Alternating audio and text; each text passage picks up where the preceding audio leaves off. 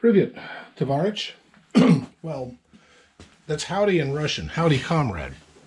Though in today's woke world, it's probably closer to Privyet, господин comrade, tovarich, which is hello, Lord comrade. In that most socialists these days think that there are some people who are a little bit more equal than others. Anyway, I'm going to tell you a tale about Russia, about the Rodinya. About the year 1891 to 1905, the name Nagant was very, very popular in the court of St. Peter. Emil Nagant was one of the brothers who were brilliant gun designers from Belgium. And the Tsar had asked his ministers of defense and stuff to make him some really cool rifles, and their designs just weren't cutting it.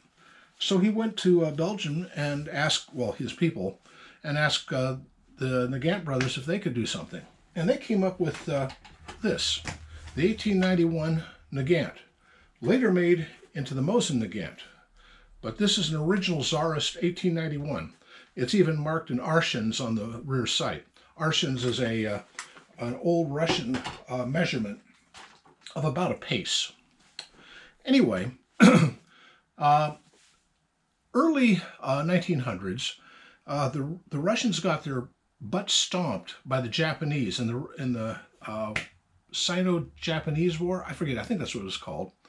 It's a long, drawn-out and involved thing, and you'd have to look into it. It's fascinating. But they decided that they needed a new revolver because every new power needs a revolver. So they had the Nagant brothers make them one, and I'll show it to you now. That is a 1905 Nagant, and it's a unique revolver in one respect, and that's that when you cock it, the cylinder moves forward so that the brass case, which contains the bullet, it's not it doesn't protrude. It's actually indented into the brass. Excuse me, and the brass sticks out into the cylinder itself, from the cylinder into the chamber, which provides quite a gas seal. And because of that, even though this is just a puny little 8mm, it can be suppressed. As far as I know, it's the only regular revolver that could ever be suppressed. Now, this is one made in Tula in 1944, so it's not exactly an example of a Tsarist one, but they were continuing to make them all through World War II. You notice it has these panels for the grip on the back and on the front here. Interesting revolver, but it wasn't enough. When the Germans attacked in the 1940s, they needed a new pistol for their people, and this just wasn't going to cut it. So, well, let me go back a little ways. Russian Revolution, and these become very popular in Russia at the time among the revolutionaries. Not this particular one, this kind only without the cut for the shoulder stock and without the lanyard ring and a slightly shorter barrel, and it was called the Bolo model. Bolo stands for Bolshevik, and it was used by them in their Civil War. Because of that, the Mauser 7.63 by 25 cartridge became very pervasive throughout Russia. And because of that, this became popular in World War II.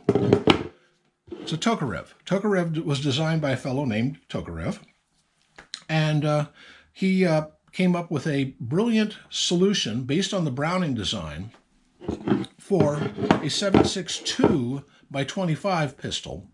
And this 7.62 design is actually dimensionally, I have checked it with mics. I've pulled a Tokarev round apart and I pulled a Mauser round apart. They are dimensionally the same. The bullets are about 86 grains. The size is about 7.62, and the powder charge is around 5 grains of a small flake powder that looks sort of like bullseye, or maybe unique. I don't know what they use, but that's what it looks like. By the way, this is a Romanian one. It's not a Russian one, but since they sold the design to everybody in the Iron Curtain, it'll do. You can notice that the safety that they put on when they imported it is gone. I removed it. I'd like to get some kind of a TIG welder and just weld up these damned holes. But that's what was necessary at the time to import these, was to put some safety on it. The Tokarev was never originally designed with a safety. So the difference is that when they came up with the 7.62 by 25, they also, I think it was the PPS H40, their submachine gun was also chambered in this. And because of that, they upped the cartridge power. They made them quite a bit hotter. And if you find machine gun ammo, you can shoot it in a Tokarev pistol, but do not shoot it in a Mauser because it will blow it up. Mauser, on the other hand, the Mauser cartridge will fire just fine in this pistol. Well, along comes the end of World War II and the beginning of the Cold War. And Mother Russia is now in control of a lot of the Eastern Bloc. And along comes the new Soviet Union, and they go to one of their client states now, Czechoslovakia, and say, buy some of these Tokarevs. And the Czechs, being really brilliant firearms designers on their own, said, no, we'd rather do this. This is a CZ52. Now, why am I showing this? The reason behind this is pretty simple. It has to do with a Spanish rifle I did a thing about recently. The fellow, that German guy, who I could never say his name, he had a partner, by the way. There are two of them that went down to Spain, and two that came back up and helped found Heckler & Koch. Neither one of them was Heckler or Koch, but and they really don't get the credit they deserve. But I wanted to show this for a very good reason. Let me show the takedown. This shoots 7.62 by 25. And by the way, I should mention, on this pistol, the reason that they did this is they were already doing this. And what does that have to do with that? The price of tea in China? The Mosin Nagant was 30 caliber, 7.62 by 54 rimmed. This is 7.62.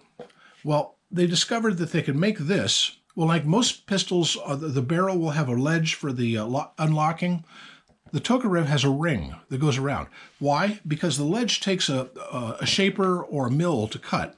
The ring you can do quickly on a lathe. So you could just take old Mosin barrels, trim them down on the lathe, and leave that ring so that it could lock up. And it only uses one side of that ring, but it's good enough, and they can make a pistol out of it.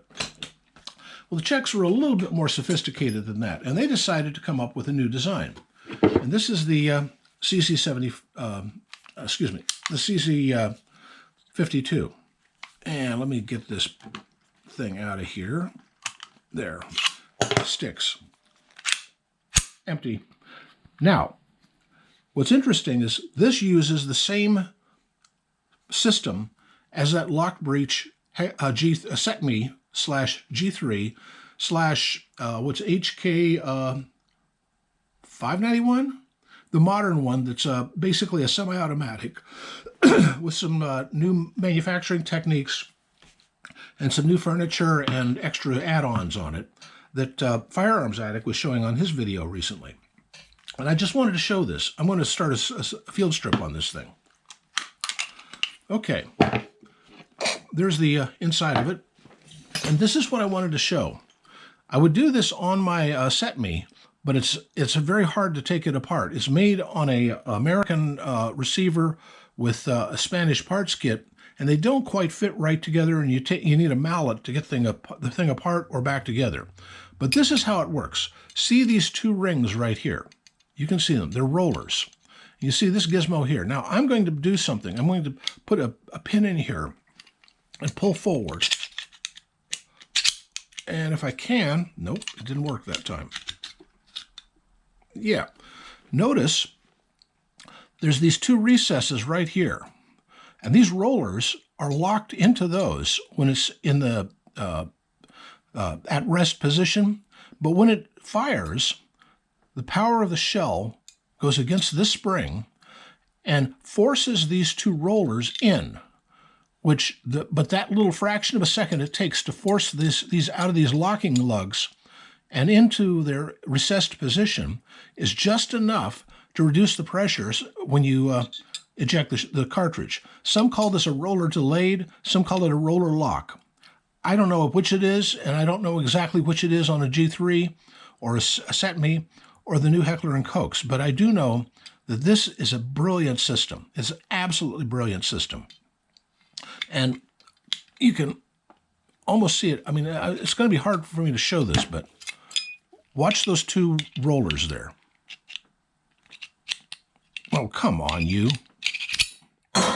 Well, that's something. Hold on, I'm going to pause. Well, that was thrilling. One thing you have to watch out for on this VZ52 is if this barrel comes back too far, it will come out, and this is an extremely powerful spring. It ejected the barrel assembly and the spring to the other side of the room, and by 1/4 of an inch missed the screen of a laptop I've got sitting over there. That was kind of thrilling. Anyway, I think you get the idea that these roll in and out as a locking system. Well, that was basically what I wanted to show, because the G3 operates the same way.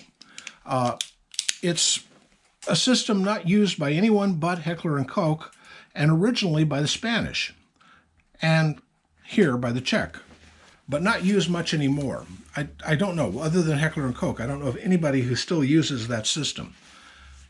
By the way, if you ever have trouble with taking apart or putting together a pistol, I would strongly suggest getting this book. I pulled it out because I wanted to make sure, absolutely sure, I understood how to put that thing back together again. Anyway, it's an excellent book. Was it Mowbray?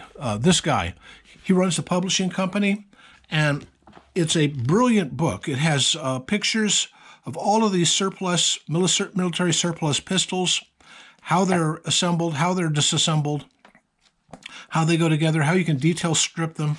And most important to me right now is in the back here, it has a CC52 and how to do this with the, as you can see, with the slide and the, oh gosh, that bloody spring. Anyway, that's what it's all about.